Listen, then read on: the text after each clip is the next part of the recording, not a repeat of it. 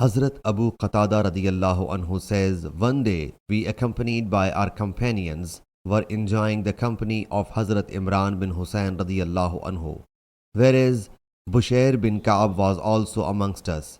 Hazrat Imran radiyallahu anhu narrated a hadith that Allah's Apostle sallallahu alaihi wasallam said, modesty is altogether good, or he sallallahu alaihi wasallam said, modesty is an absolute good.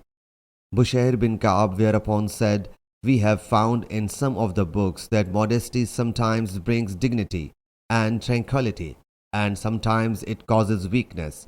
Hearing it, Hazrat Imran's eyes turned red out of fury, and he said, I narrated to you the hadith of Allah's Apostle sallallahu alaihi wasallam, whereas you are contradicting it. Saying it, Hazrat Imran radiyallahu anhu again narrated this hadith, and we, in order to appease his fury, starting saying, O Abu Nujaidi, Bushair is one of us, and he did not say it with any bad intention. Sahih Muslim Hadith number 156.